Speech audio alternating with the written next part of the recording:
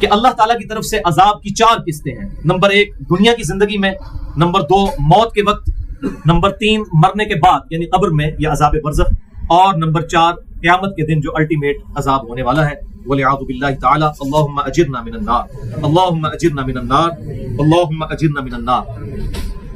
آج کی گفتگو میں ہم انشاءاللہ عوام الناس کے لیے، کیونکہ عوام الناس چاہے اہل سنت ہوں یا ان کے جتنے آف شوٹس ہیں، حنفی، شافعی، مالکی، حنبلی یا اہل حدیث یا اہل تشیع اور ان کے آف شوٹس، چاہے وہ اثنا عشری ہوں یا زیدیہ ہوں، سب کے سب مسلمان جتنے بھی ہیں وہ الحمدللہ سنت کو بھی ایک سورس سمجھتے ہیں نالج کا کتاب اللہ کے ساتھ ساتھ.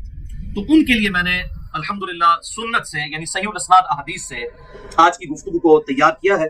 پہلی حدیث صحیح بخاری اور صحیح مسلم کی متفق علیہ حدیث ہے.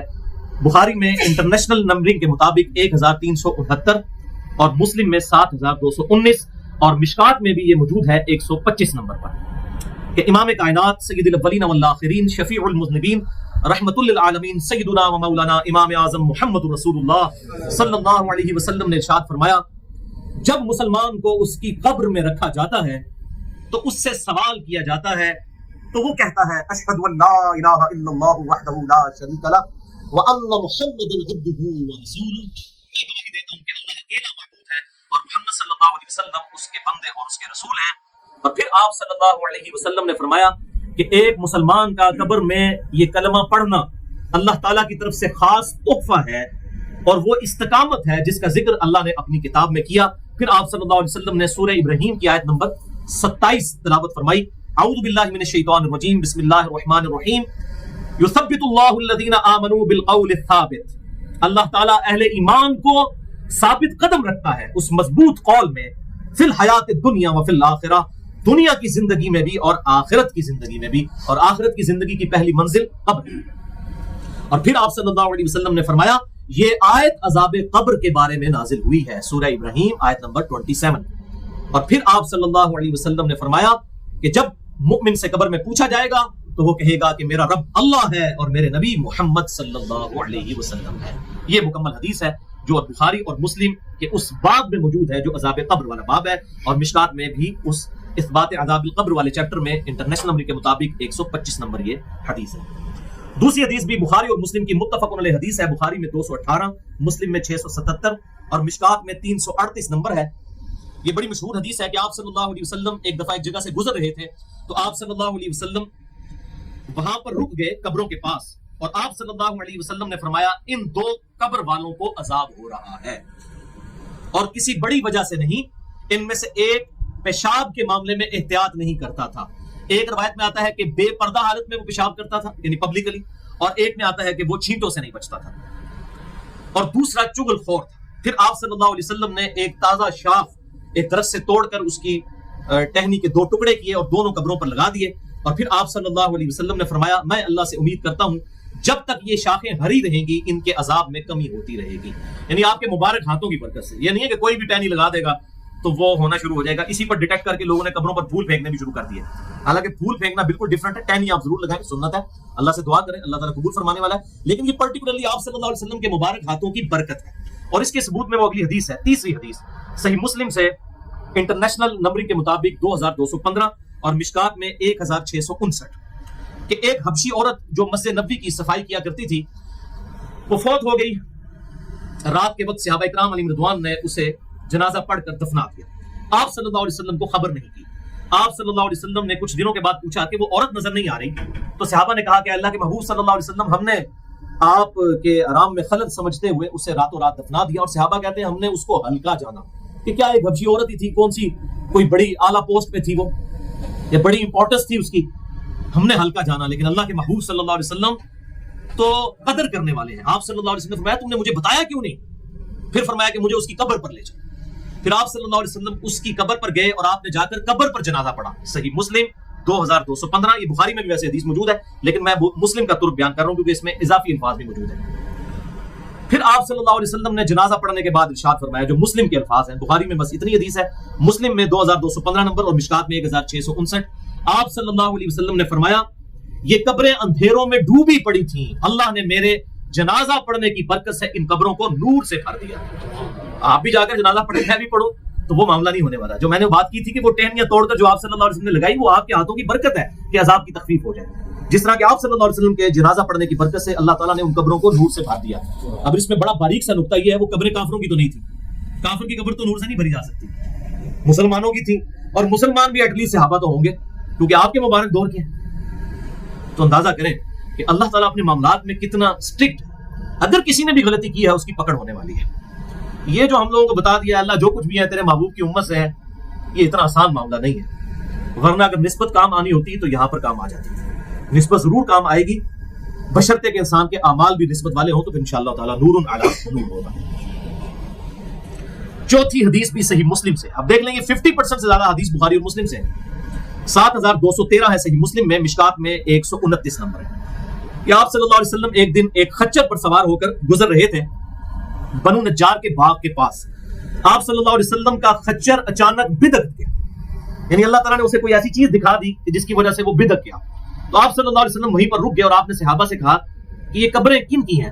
وہ قبروں کے پاس وہ خچر بدکا, کوئی اللہ تعالیٰ نے اسے ایسا عذاب دکھا دیا. تو آپ صلی اللہ علیہ وسلم کو بتایا گیا یہ تو مشرکین کی قبریں ہیں جو اسلام سے پہلے زمانے جاہلیت میں مر چکے ہیں. پھر آپ صلی اللہ علیہ وسلم نے فرمایا کہ بے شک اس امت سے بھی قبر میں امتحان لیا جائے گا. پھر آپ صلی اللہ علیہ وسلم نے فرمایا اگر مجھے یہ ڈر نہ ہوتا کہ تم اپنے مردوں کو دفنانا چھوڑ دو گے تو میں اللہ سے دعا کرتا کہ تمہیں عذاب قبر سنوا دیا جاتا, لیکن مجھے ڈر ہوا کہ دفنانا ہی چھوڑ دو گے. دکھا دیا جاتا نہیں, دیکھنے کا تو حوصلہ ہی نہیں ہے, سنوا دیا جاتا. اور پھر آپ صلی اللہ علیہ وسلم نے فرمایا سب جہنم کے عذاب سے اللہ کی پناہ طلب کرو. تو سارے صحابہ نے کہا اللہ ہم تیری پناہ طلب کرتے ہیں جہنم کے عذاب کے اگینسٹ. پھر آپ صلی اللہ علیہ وسلم نے فرمایا قبر کے عذاب سے اللہ تعالیٰ کی پناہ طلب کرو. تمام صحابہ نے وہ بھی پناہ طلب کی. پھر فرمایا کہ ظاہری اور باطنی فتنوں سے اللہ تعالیٰ کی پناہ طلب کرو. تمام صحابہ نے وہ پناہ بھی طلب کی. اور پھر آپ صلی اللہ علیہ وسلم نے فرمایا کہ دجال کے فتنے کے اگینسٹ بھی اللہ کی پناہ طلب کرو. تو تمام صحابہ نے وہ پناہ بھی طلب کی. اور یہ دعا جو ہے یہ 4 چیزوں سے پناہ مانگی گئی, وہ آگے انشاءاللہ آ بھی جائے گی جو ہمارے تشہد میں بھی دعا آتی ہے. بل اس حدیث سے صحیح مسلم 7213 نمبر حدیث سے صوفیاء کے ہاں جو کشف القبور کا عقیدہ پایا جاتا ہے اس کا باطل ہونا بھی بالکل عیاں ہو گیا. یعنی صحابہ کرام جو حضور کی صحبت میں تھے ان کو بھی آپ صلی اللہ علیہ وسلم نے کہا کہ مجھے ڈر ہے کہ تم مردوں کو دفنانا چھوڑ دو گے, ورنہ میں دعا کرتا تمہیں یہ عذاب سنوا دیا جاتا. یعنی صحابہ کو بھی سنائی بھی نہیں دیا وہ عذاب جو آپ صلی اللہ علیہ وسلم کو اللہ تعالیٰ نے دکھایا. غیبی خبر تو صرف نبی کے پاس آتی ہے. تو یہ کہنا کہ بزرگ جو ہے وہ قبروں کو دیکھ لیتے ہیں, قبروں کے حالات جان لیتے ہیں, یہ دیوبند اور بریلوی دونوں مکاتب فکر کے ہاں یہ کشف القبور کا عقیدہ پایا جاتا ہے, یہ بالکل جعلی اور فضول اور فراڈ قسم کا عقیدہ. اور بالکل اس طریقے سے یہ آج کل جو یوٹیوب کے اوپر ویڈیوز آپ کو نظر آتی ہیں عذاب قبر کی, اور کہتے ہیں جی وہ دفنا کر گئے تو وہ ایک نوجوان لڑکے کی لاش نکالی, جی یمن میں ہو گیا, فلاں جگہ ہو گیا. بھائی ایسا کبھی نہیں ہوگا. یہ دنیا میں اللہ تعالیٰ نے غیب کا پردہ ڈالا ہوا ہے, یہ کبھی عذاب قبر دکھایا نہیں جائے گا. یہ میرا چیلنج ہے, کبھی ایسا نہیں ہوگا دکھایا جائے گا. ورنہ سب سے زیادہ حق تو صحابہ کا تھا کہ ان کا حق یقین تک ایمان پہنچایا جاتا, انہیں عذاب قبر دکھایا جاتا. یہ تو اللہ نے پردہ رکھا ہوا ہے. آگے اور احادیث بھی آئیں گی کہ یہ پردہ جنوں اور انسانوں کے لیے ہے. اس کے علاوہ باقی مخلوقات تو عام حالت میں بھی عذاب قبر دیکھتی ہیں. جن اور انسان چونکہ اللہ کی شریعت کے مکلف ہیں ان کو نہیں عذاب قبر نظر آئے گا, ورنہ بندے نے پتر نہ پڑ جائے. دیکھ کے مانا تو کیا مانا, ان الذین یخشون ربهم بالغیب لهم مغفرۃ واجر کبیر. بے شک وہ لوگ جو بغیر دیکھے اپنے رب سے ڈرتے ہیں ان کے لیے اجر عظیم ہے. دیکھ کے تو سب نے مان لینا. 5ویں حدیث صحیح بخاری سے ہے انٹرنیشنل نمبر کے مطابق 1380, اور مشکات میں اس کا نمبر ہے 1647. بڑی رکت انگیز یہ حدیث ہے. آپ صلی اللہ علیہ وسلم نے فرمایا جب جنازے کو رکھا جاتا ہے اور لوگ میت کو اپنے کندھوں پر اٹھا کر چلتے ہیں تو میت کلام کرتی ہے, بولتی ہے. اگر نیک میت ہوتی ہے تو کہتی ہے مجھے جلدی جلدی آگے پہنچا دو, کیونکہ قبر تو جنت کا باغ اس کے لیے بننے والی ہے. اور اگر بدکار میت ہوتی ہے تو کہتی ہے تباہی ہو, مجھے کہاں پر لے کر جا رہے ہو.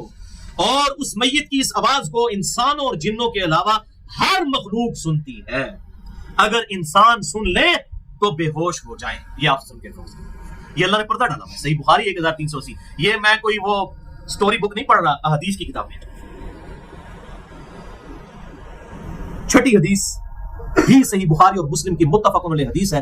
بخاری میں 1315, مسلم میں 2186, مشکات میں 1646 نمبر ہے اس کا.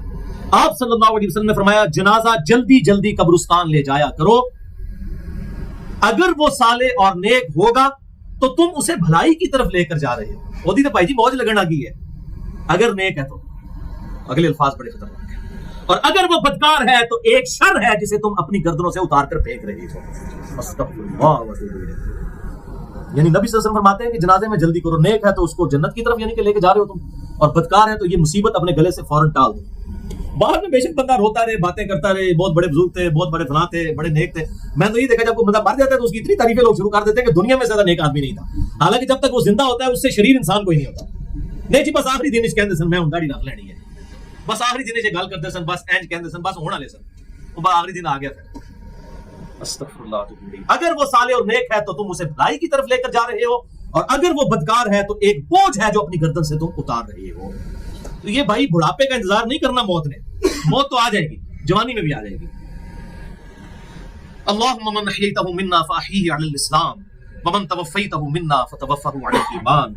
اللهم ربنا آتنا في الدنيا حسنه وفي الاخره حسنه وقنا عذاب النار. ساتویں حدیث بھی بخاری اور مسلم کی متفق علیہ حدیث ہے. بخاری میں 6514، مسلم میں 7424 اور مشکات میں 5167. اللہ اکبر. آپ صلی اللہ علیہ وسلم نے فرمایا میت کی 3 چیزیں اس کے ساتھ جاتی ہیں، 2 واپس آ جاتی ہیں اور ساتھ اس کے قبر میں ایک ہی چیز اس کے ساتھ جاتی ہے.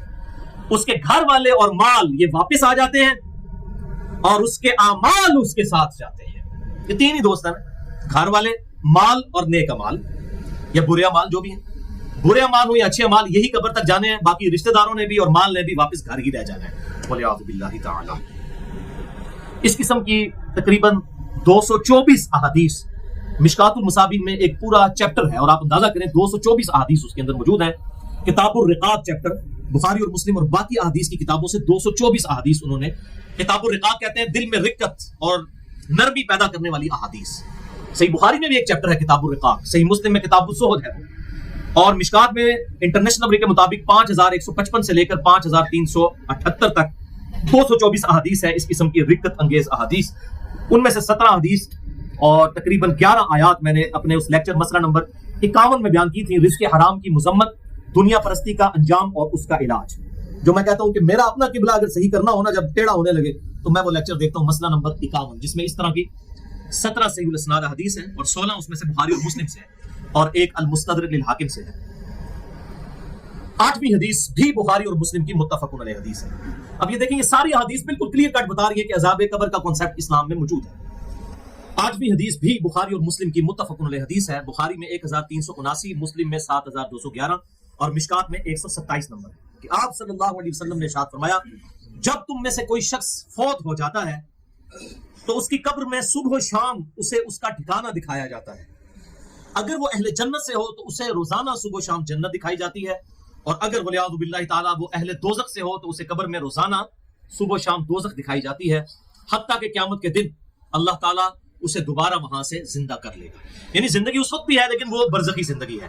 الٹیمیٹ زندگی قیامت والے دن آئے گی، پھر اسے بڑے عذاب کی طرف لے کر جایا جائے گا ولیعوذ باللہ تعالیٰ.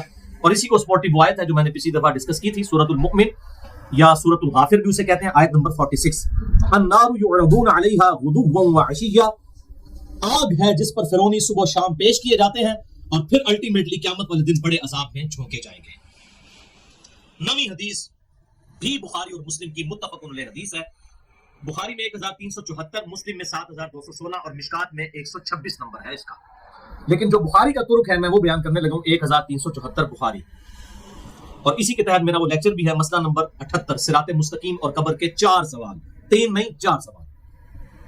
آپ صلی اللہ علیہ وسلم نے فرمایا جب مردے کو دفنا کر لوگ چلے جاتے ہیں تو وہ جانے والوں کی جوتیوں کی آواز بھی سنتا ہے.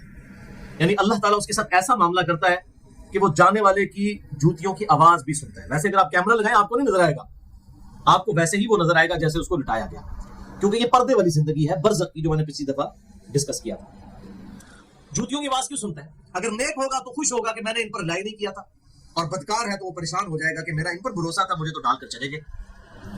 پھر 2 فرشتے اس کے پاس آتے ہیں اور اسے بٹھا کر پوچھتے ہیں ما کنت تقول فی حق ھذا الرجل، اس مرد کے بارے میں تیرا دنیا میں کیا عقیدہ تھا. اس کی ڈیٹیل اگلی احادیث میں بھی آ جائیں گی کہ کس مرد کا پوچھ رہے ہیں آپ صلی اللہ علیہ وسلم کے بارے میں. وہ کہے گا میں گواہی دیتا ہوں کہ وہ اللہ کے بندے اور اس کے رسول صلی اللہ علیہ وسلم تھے.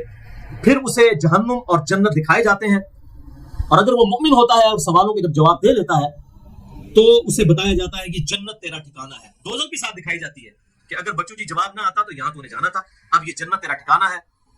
اور جب منافق کو قبر میں رکھا جاتا ہے تو وہ سوالوں کے جواب میں کہتا ہے لا ادری، مجھے کوئی معلوم نہیں، مجھے کچھ معلوم نہیں، میں وہی کہتا تھا جو لوگ کہا کرتے تھے. یعنی سنا کے سنی. لوگ کہتے ہیں این جی ہوتا ہے، میں بھی کہتا تھا این جی ہوتا ہے، اسی تو شروع تو این جا. पढ़ पढ़ा के सुननी नहीं, सुन सुना के सुननी। फिर फरिश्ते उससे चौथा सवाल करते हैं वहां पर और कहते हैं ला दरैता वला तलैता, तूने खुद कोशिश करके हक हासिल करने की कोशिश क्यों नहीं की, या जो हक हासिल किया हुआ था उसके साथ चलने की कोशिश क्यों नहीं की। हक हासिल किया हुआ था उसके साथ चलने से मुराद यह है कि उससे देखा कि भाई ये किताब और सुन्नत के रास्ते पर जो लोग चल रहे हैं उस रास्ते को अडॉप्ट करने की कोशिश क्यों नहीं की तुम। तो जब वो सवालों के जवाब नहीं दे पाता तो फरिश्ते उसके सर पर एक हथौड़ा मारते हैं और वो चीखता है और चिल्लाता है। उसकी आवाज को जिन्नों और इंसानों के अलावा हर मखलूक सुनती है। जिन और इंसान इसलिए नहीं सुनते कि वो मुकल्लिफ हैं शरीयत के, अल्लाह ताला ने उन पर पर्दा रखा हुआ है, अदरवाइज तो अगर पर्दा उठ जाए फिर तो उन्होंने मान लिया। तो जिन्नों और इंसानों के अलावा हर मखलूक उसकी चीखों पुकार की आवाज को सुनती है। अगर जिन्नों और इंसान सुन लेते, जिन्न और इंसान, तो मैं कहता हूं कि दुनिया में ही फैसला हो जाता। हो सकता है किसी बड़े बुजुर्ग को आप दफना कर आते, धड़ाल की आवाज पीछे से आती ना, ओह असी तो बड़ा बड़ा समझते थे इन्होंने, किसी जमात के अमीर को, किसी आलिम को, किसी पगड़ी वाले को, किसी दाढ़ी वाले को, और उस तक बेचारा सादा था मुसलमान, उसको आप दफना के आते, कहते उन तक तो आवाज कोई नहीं आई, तो वो तो यार बड़ा चंगा बंदा सी। तो ये अल्लाह ताला ने दुनिया में पर्दा रख दिया। अदरवाइज अगर जिन्नो इंसान सुन लेते ना तो पता चल जाता है, ये जो हम अपने जिंदगी में रोते हैं कि लोगों की दाढ़ियों और पगड़ियों से आप धोखा ना खाएं, ये आपके साथ जुल्म कर रहे हैं, तो ये बात पता चल जाती जब उनके साथ ये मामला होते हैं। अच्छा, यहां पर ये बात आई कि मुर्दे को अल्लाह ताला सुनवा देता है जाने वालों की जूतों की आवाज। तो जहां जहां अहादीस में मुर्दे का सुनना साबित है, अहले सुन्नत का इत्तफाकी अकीदा है कि वो सुनना जायज है, बिल्कुल साबित है। उसके बारे में अकीदा रखना, समाए मौता का ऐसा अकीदा रखना जो किताबों सुन्नत से साबित है, वो जायज है। और इसका जिक्र भी सूरह फातिर की आयत नंबर 22 में मौजूद है। इन्नल्लाह युस्मिउ मन यशा, अल्लाह ताला बेशक जिसे चाहता है सुनवा देता है। वमा अंता बिमुस्मिइन मन फिल कुबूर, और महबूब सल्लल्लाहु अलैहि वसल्लम जो कब्रों में पड़े हुए हैं तुम उन्हें नहीं सुना सकते। या वैसे मिसाल के तौर पर अल्लाह ताला ने बयान किया कि जिनके दिल मुर्दा हो चुके हैं तुम उनको नहीं सुना सकते, लेकिन मिसाल जब दी जाती है तो जिस चीज से मिसाल दी जाती है उसकी असर भी वही होती है। मिसाल अगर मैं कहता हूं कि ये चीज दूध की तरह सफेद है, तो मिसाल तो मैं दूध की दे रहा हूं, तो दूध भी सफेद है, वो चीज भी सफेद है। तो यहाँ पर जो ये मिसाल दी गई कि तुम मुर्दों को नहीं सुना सकते, दिल के मुर्दे भी नहीं सुन सकते, दूसरे मुर्दे भी नहीं सुन सकते, इसलिए तो उनकी मिसाल दी गई है। इसी तरीके से बुखारी और मुस्लिम में आता है कि जो कलीबे बद्र वाले थे, बद्र के कुएं में जिन काफरों की लाशें डाली गई थी, आप सल्लल्लाहु अलैहि वसल्लम ने उनसे खिताब किया। तो सैयदना उमर ने पूछा, या रसूलुल्लाह सल्लल्लाहु अलैहि वसल्लम, ये तो मुर्दे हैं, ये नहीं सुनते। तो आपने फरमाया तुमसे बेहतर सुनते हैं। अल्लाह ताला उनको सुनवा रहा है ताकि उनके अजाब के अंदर इजाफा हो, उनको हसरत के अंदर इजाफा हो। तो जहां जहां पर मुर्दों का सुनना साबित है वहां वहां मानते हैं, और जहां पर साबित नहीं है उसके बारे में हम अकीदा क्लेम नहीं करते। लिहाजा ये अकीदा जो समाए मौता का अकीदा है, चाहे सूफिया के यहाँ आया, चाहे इमाम इब्न तैमिया और उनके शागिर्द इमाम इब्न क़य्यिम के यहाँ आया, ये बिल्कुल बातिल अकीदा है और ये किताब सुन्नत के बुनियादी अकायद की जड़ काटने वाला अकीदा है। तो चाहे ये इमाम इब्न तैमिया का अकीदा है, चाहे सूफिया का अकीदा है, दोनों के यहाँ ये अकीदा पाया जाता है, जिसकी वजह से हमें उनसे इख्तिलाफ राय है इस मसले में। तो लेकिन जहां जहां साबित है हम सिर्फ उसको मानते हैं, और इसमें मैंने बड़ी डिटेल से गुफ्तगू की है। मसला नंबर न्यू 5 के नाम से हयातुन नबी के अकीदे का तहकीकी जायजा, उसमें मैंने समाए मौता का अकीदा और ये बरज़की ग्रुप जो कैप्टन उस्मानी ग्रुप है या जो बंद का ममाती ग्रुप है, उनके जो अकायद और नजरियात हैं उनका भी मैंने तहकीकी जायजा उसके अंदर लिया है। 10वीं हदीस, ये भाइयों मोस्ट डिटेल हदीस है अज़ाब कब्र के हवाले से। मैं इसे वर्ड बाई वर्ड पढ़ूंगा ओरिजिनल किताब से। सुनन अबी दाऊद में 4753 है, मुस्नद इमाम अहमद में जिल्द 4 सफ़ा 287 पर 18557 है, और अल मुस्तदरक लिल हाकिम में 107 नंबर हदीस है, मिशकात में 1630 नंबर है। अच्छा, ये अबू दाऊद की जो इसकी रवायत है और मुस्नद अहमद की, उसमें आमश मुदल्लिस है और आन से रवायत कर रहा है। लेकिन जो अल मुस्तदरक लिल हाकिम की रवायत है उसमें इमाम आमश ने अपनी समा की तसरीह की है और उन्होंने कहा कि मैंने हदीस सुनी है, आन से रवायत नहीं की बल्कि उन्होंने हद्दसना से की है। अल मुस्तदरक लिल हाकिम 107 नंबर हदीस मैं वो पढ़ने लगा हूं वर्ड बाई वर्ड, ताकि इसका सोजो गुदास जो है वो कायम रहे। बरा बिन आसिब रज़ियल्लाहु ताला अन्हु बयान करते हैं कि हम रसूलुल्लाह सल्लल्लाहु अलैहि वसल्लम की मायत में एक अंसारी शख्स के जनाजे में शरीक हुए। हम कब्र तक पहुंच गए, अभी उसकी लहद तैयार नहीं हुई थी कि रसूलुल्लाह सल्लल्लाहु अलैहि वसल्लम हमारे पास बैठ गए। हम भी आप सल्लल्लाहु अलैहि वसल्लम के गिर्द बैठ गए, इस हाल में गोया हमारे सरों पर परिंदे हैं, यानी फुल अटेंटिव होकर आप सल्लल्लाहु अलैहि वसल्लम के साथ हम बैठ गए। आपके मुबारक हाथों में एक लकड़ी थी जिससे आप जमीन को रेत रहे थे। आप सल्लल्लाहु अलैहि वसल्लम ने सर मुबारक ऊपर उठाया और फरमाया, अज़ाब कब्र से अल्लाह की पनाह तलब किया करो। आपने 3 बार के बाद इरशाद फरमाई। फिर आप सल्लल्लाहु अलैहि वसल्लम ने इरशाद फरमाया, बंदा मोमिन जब दुनिया से राब्ता तोड़कर आखिरत की तरफ मुतवज्जे होता है, यानी जब उसकी मौत का वक्त आता है, तो सूरज की तरह चमकते दमकते सफेद चेहरों वाले फरिश्ते जन्नती खुशबूदार जन्नती कफन लेकर उसके पास आते हैं, हत्ता कि वो हद नजर तक उसके सामने बैठ जाते हैं। फिर मलकुल मौत तशरीफ लाते हैं, हत्ता कि वो उसके सर के पास बैठ जाते हैं।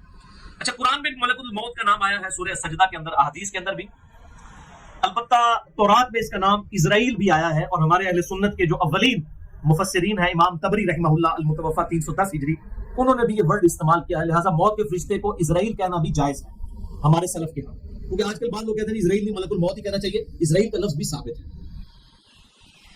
फिर मलकुल मौत तशरीफ लाते हैं, हत्ता कि वो उसके सर के पास बैठकर कहते हैं, पाकीज़ा रूह अल्लाह की मग़फ़िरत और उसकी रज़ामंदी की तरफ चल। वो रूह ऐसे निकलती है जैसे मशकीज़े से पानी का कतरा, बिल्कुल गैर महसूस तरीके से उसकी रूह निकाल ली जाती है।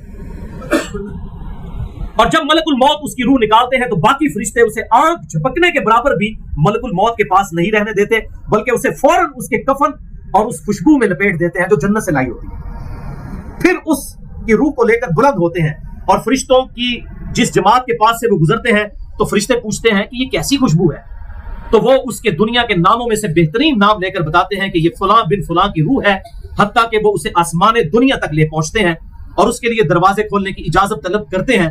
तो जन्नत के जो आसमानों के दरवाजे हैं उसके लिए खोल दिए जाते हैं। फिर हर आसमान के मुकर्रब फरिश्ते अगले आसमान तक उसे प्रोटोकॉल देते हुए उस रूह के साथ जाते हैं, हत्ता कि उसे 7वें आसमान तक पहुंचा दिया जाता है।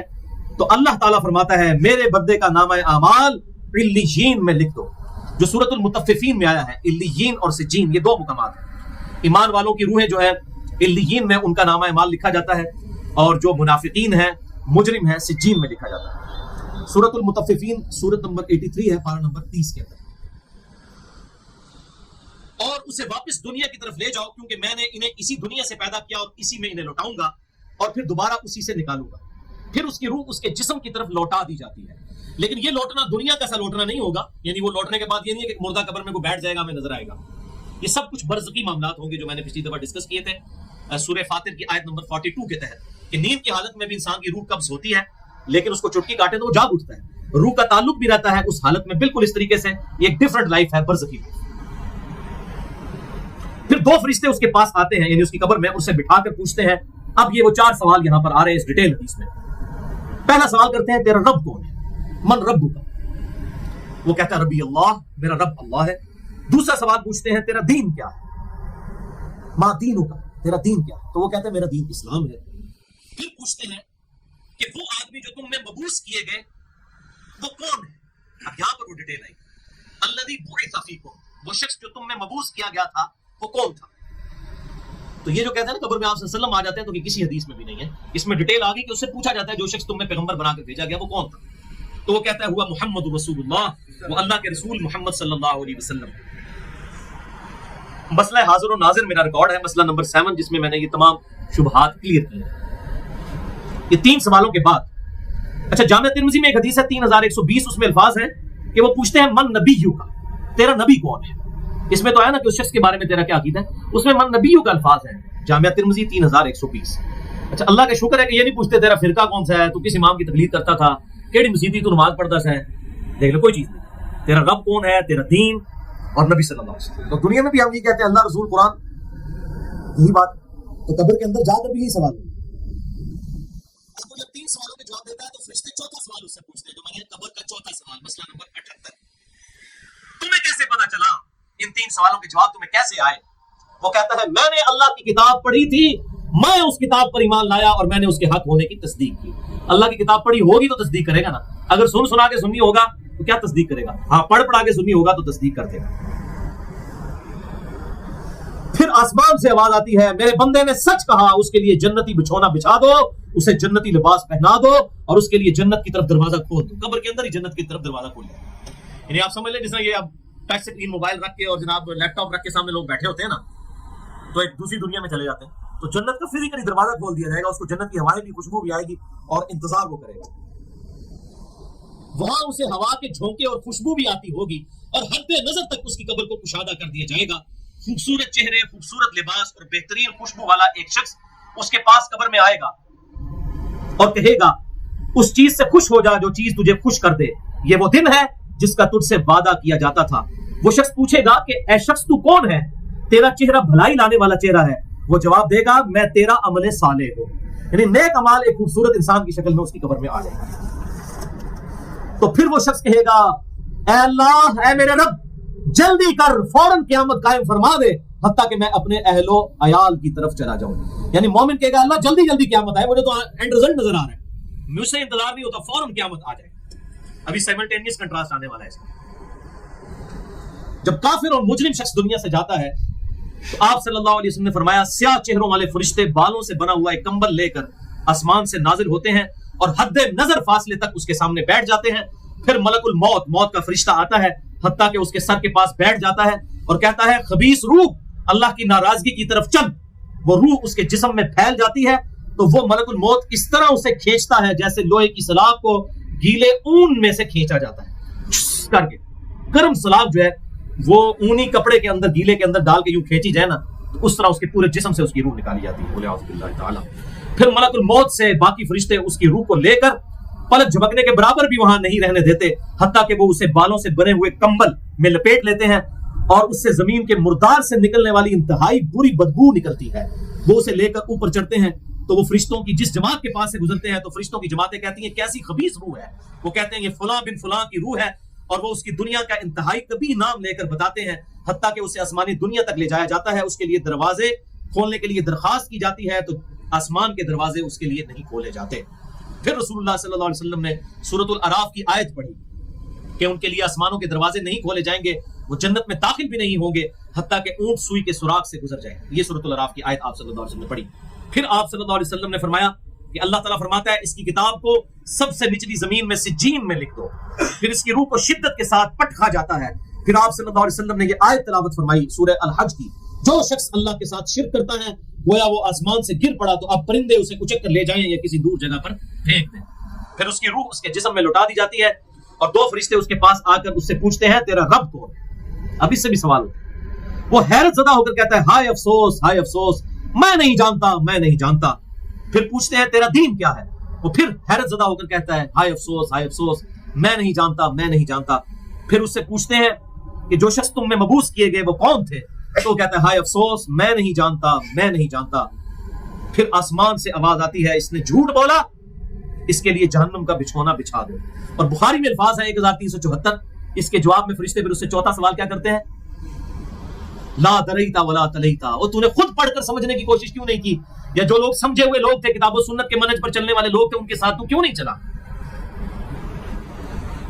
اللہ تعالیٰ فرماتا ہے اس کے لیے جہنمی بچھونا بچھا دو، جہنم کی طرف ایک دروازہ کھول دو، وہاں سے گرمی اور گرم ہوا اس کی قبر میں آتی رہے گی، اس کی قبر کو اس قدر تنگ کر دیا جائے گا کہ اس کی پسلیاں ایک دوسرے کے اندر داخل ہو جائے گی، اور ایک قبیح چہرے والا شخص قبیح لباس میں انتہائی بدبودار حالت میں اس کے پاس آئے گا اور اسے کہے گا تمہیں ایسی چیزوں کی بشارت ہو جو تمہیں غمزدہ کر دیں، یہ تیرا وہ دن ہے جس کا تجھ سے وعدہ تھا۔ وہ پوچھے گا تو کون ہے؟ تیرے چہرے سے تو خیر کی توقع نظر نہیں آتی۔ وہ جواب دے گا میں تیرا خبیث عمل ہوں جو تو دنیا میں کیا کرتا تھا۔ بات عمل کے ساتھ ہی ہے، صرف کلمہ پڑھنا کافی نہیں ہے، عمل۔ پھر وہ کہتا ہے میرے رب قیامت قائم نہ کرنا، اے میرے رب قیامت قائم نہ کرنا۔ مومن کیا کہتا ہے؟ قیامت قائم کر رہا ہے اللہ۔ اب یہ وہ حدیث ہے وہ جس اس آیت کو حل کرتی ہے جو پچھلی دفعہ ایک بھائی نے سوال بھی کیا تھا، سورہ یاسین کی آیت نمبر ہے 52، قالوا یا ویلنا من بعثنا من مرقدنا، یعنی جب قبروں سے نکالا جائے گا مجرموں کو، وہ کہیں گے ہائے افسوس، ہمیں کس نے ہماری قبروں سے باہر نکال دیا؟ تو اللہ تعالیٰ کیا فرمائے گا؟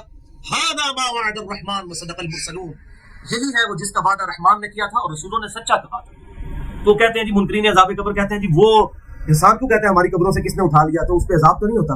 عذاب تو ہو رہا ہے۔ آپ دیکھیں اس حدیث میں کہتا ہے اللہ قیامت قائم نہ کرنا، یعنی یہ عذاب تو آیا، قیامت آئی تو بھی بڑا عذاب بھی مجھ پر آئے گا۔ تو اسی لیے وہ اس حیرت زدہ ہو گئے قیامت والے دن کہ میرے اوپر اگلی مصیبت آ گئی، عذاب کی چوتھی اور فائنل قسط بھی میرے پر آنے والی ہے۔ 11ویں حدیث سنن نسائی میں 1834، مشکات میں 1629۔ ابو ہریرہ رضی اللہ تعالیٰ عنہ کہتے ہیں آپ صلی اللہ علیہ وسلم نے فرمایا جب مؤمن شخص کی موت کا وقت آتا ہے تو رحمت کے فرشتے سفید ریشم لے کر آتے ہیں اور کہتے ہیں راضی ہونے والی پسندیدہ روح نکل، اللہ کی راحت اور رزق کی طرف چل، رب تجھ پر ناراض نہیں۔ تو وہ بہترین کستوری کی خوشبو کی طرح نکلتی ہے حتیٰ کہ وہ ایک دوسرے سے اسے لے کر اس طرح کرتے کرتے آسمان کے دروازوں تک پہنچ جاتے ہیں۔ تو وہ کہتے ہیں زمین سے یہ کیسی پاکیزہ خوشبو تمہارے پاس آئی ہے؟ وہ اسے مومنوں کی روح کے پاس لے جاتے ہیں، یعنی نیک آدمی کی روح کو، جو پہلے مومن مر چکے ہیں ان کی روحوں کے پاس۔ تو انہیں اس کے آنے پر اس سے بھی زیادہ خوشی ہوتی ہے. یعنی مومن انتظار کر رہے ہوتے ہیں, ویلکم کرتے ہیں,